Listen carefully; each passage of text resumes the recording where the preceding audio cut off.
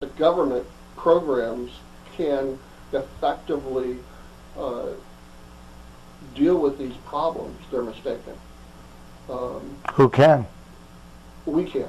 Let's say I'm making $85,000 a year, and I'm willing to give 8,500 of that to attempting to stem that tide. Okay.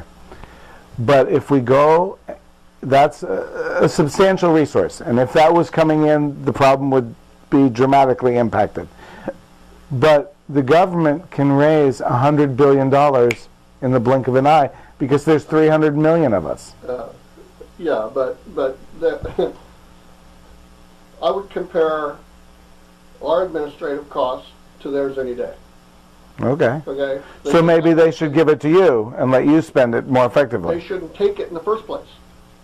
If they weren't taking what they are, there would be more to come to me. Do you believe that? Absolutely. It seems to me that most people don't see the world that way, though. People that see it's the government's responsibility give the government, not to us. And I'll give you a prime example. At the last election, you know, they opened the records of the candidates. It was very interesting thing. I was doing a paper on charity at the time. You know, one of my papers in Florida, it was on Christian charity. Great observation. Vice President Biden and his wife, in their returns, they reported what they reported over a 10-year period of charitable contributions. My wife and I gave in 1 year. Philosophies are totally different. What is they believe the government's job, so we pay our taxes and the government will provide those services. I believe it's my responsibility to do it, not the government's. So I give 10 to 15% of my income, of our income. I believe it's my responsibility. It's the church's responsibility. It's the people of faith's responsibility. It's the community, it's our families and our community that responsibility. Only those that fall through the cracks that we cannot help should a government, any government, whether it's Municipal, local, state, or federal, step in to provide general welfare. That was never, I don't believe it was ever intended, that term general welfare was ever intended, linguistically or otherwise, to mean what the government's doing today. The government, and I don't just mean the government today. This goes back to the 3rd century when Roman, when Christianity became the religion of the Roman Empire. You go back and read the church historians. They admonished the church for giving up the role of hospitality. Okay? And that was a critical thing because once Christianity and the services that they did do, the ministry that they did do became a part of the government, it became a role of the government. And so then you pay taxes and the government does because your church is doing it. The government is a church. And that's why in this country the founders said, no, we were not going to have a government church. That's what the reason they did that is because it was already a pluralistic society at the time the country was founded. Not as pluralistic as it is now, but it was. There was Quakers, there was Catholics, there were states that had their own denominations, and that was perfectly fine. It was the federal government that limited themselves from forming a denomination. They didn't limit the states from doing it. Absolutely not. You find nowhere that evolved away from that. Jim, what is the role of a follower of Christ?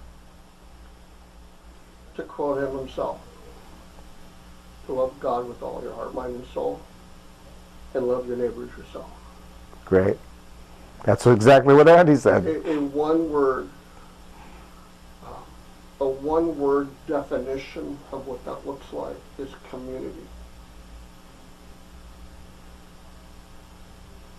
And what I think, there's two extremes or two views of that. And on one hand, the church can be very centripetal. What does centripetal mean? Sorry. Well, centrifugal is, Like the force that spins things out. Out. Centrifugal is bringing in. It's attractional. Okay. It's attractional and outgoing. Okay. And one goes out, one comes in. This would be like the Amish, and this would be and go into all the world and preach the gospel. Okay. And it's what community is. It's living our life in those two arenas. Love God with all your heart, mind, and soul, and love your neighbors yourself within community.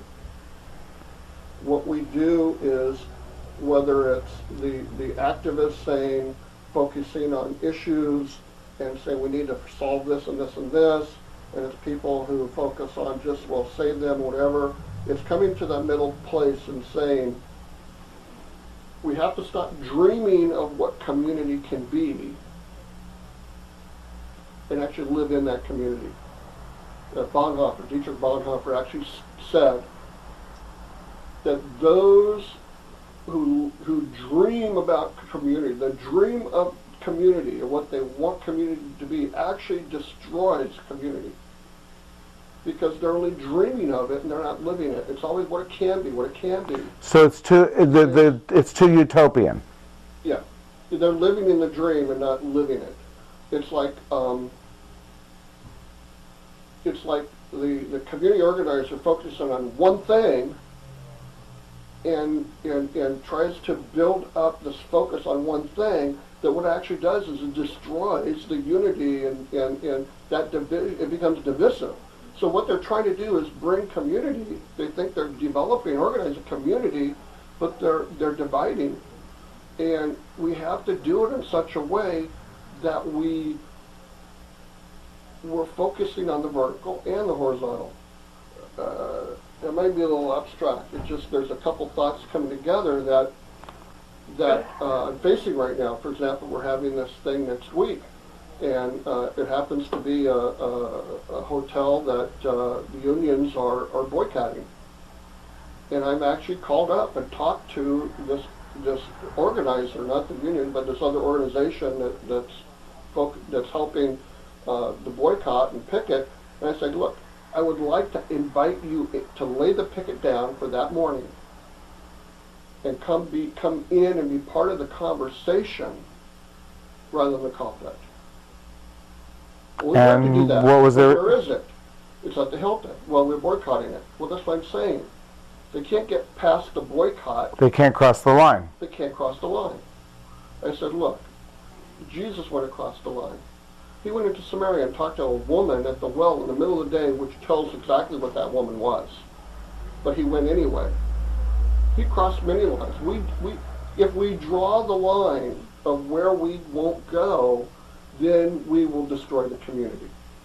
Because we've decided that one issue is more important than all the issues that we're going to talk about. That is one element of the many elements in community that we need to discuss this morning. And would you just lay it down, come in, and be part of the conversation rather than the conflict? Can you hold the meeting elsewhere? It's booked. And again, one thing I asked. Well, okay, the money's out the door. Can you hold the meeting elsewhere? If you want to pay more. Will you help me pay more? Okay? So your other attendees probably would say no. The other attendees? The other attendees of the meeting would say no. Okay. We're a nonprofit. Right. We call around and get the best deal. Okay? It's very hard in a town like Long Beach to get a good deal. A venue that for 300 to 400 people. No, I've been involved in the convention committee before. And so and who can handle 300 to 400 people, who can do it effectively, where location, etc. Again, I believe that what we're discussing, community development, is the bigger picture. Okay. It's bigger. I'm not saying. Bigger than the picket line. I want to tell you a lesson that I learned in a personal development training. Actually, LifeSpring. I don't know if you've ever heard of it, but I was asked, and it took me aback, and it probably took me about 3 years to actually answer the question. Okay. But the question was, would you rather be right or happy? Sometimes you can't be both. Okay? And you need to pick. Would you rather be right or happy? And it occurs to me that these people are picking right over happy. Yeah. Well, so she actually asked me a very poignant question. And I jumped, I go, that is exactly what I want you to come in and ask.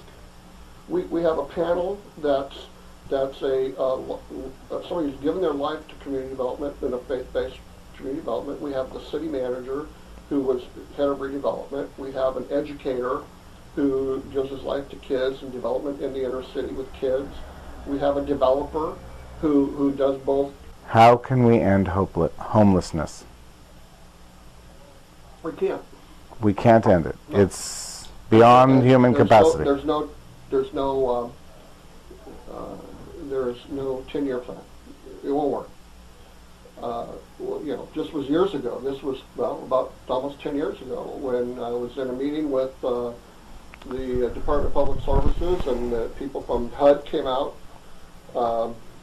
and laid out this plan, and they said, we have a 10-year plan to end homelessness. And I laughed out loud just by mistake, and I just clapped my hand over my mouth and said, I'm sorry. Someone once said, the poor will be with you always. Okay. Do I think we can make a major impact in it? Absolutely. Do I think in my lifetime we're going to do it? No. I think it can be done, but will it be done? No. I think if again, it goes back to the church and people of faith. I'll put it that way. It goes back to people of faith. If every single one of them would open their door of their home and let one person in, to one person. To some person or family in some way of the level that they could feel good about it. The little cottage in the back, or the person that owns the apartment complex. Even put their 2 children in the same bedroom and give the bedroom to a small family. But in whatever way they can do that, we could make a major impact. Other than people who choose, consciously say, I'm not going to put up with their BS, I want to stay homeless. Other than people like that, how can we end homelessness? Like I said, if every person of faith would both give an actual donation and by their personal actions, by doing something, by stepping beyond their current lifestyle, their current comfort zone, by stepping across their comfort zone. Just like the missionary who crosses culture. We here in our neighborhoods, in our churches, in our communities step across that. I'm just reading one of my post-MA books. One of my first post-MA books is The Heart and the Fist. And don't ask me the author's name. I'll have to look it up. The Heart and the Fist. And in the introduction, in the preface, he says a very, very key thing. And to summarize it, it's that happiness and peace comes from stepping outside oneself and doing for others. And that's it. I get I get grace.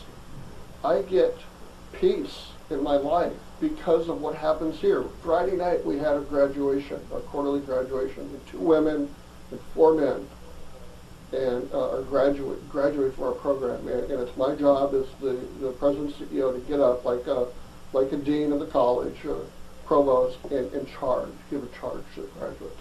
When they're sitting right in front of you and they've done what they've done for a whole year, and you see life change, and just physical attributes of the person is changed, I'm getting more out of that than I could ever give them.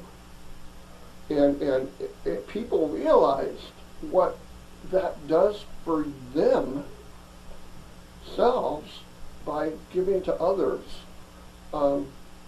We could beat them away with the stick if people understood what our volunteers get out of serving a meal, what donors realize that they're doing in partnership with us, and what they get in return. How can we, you and I, give that to people who've never experienced it? How can we help them find that experience?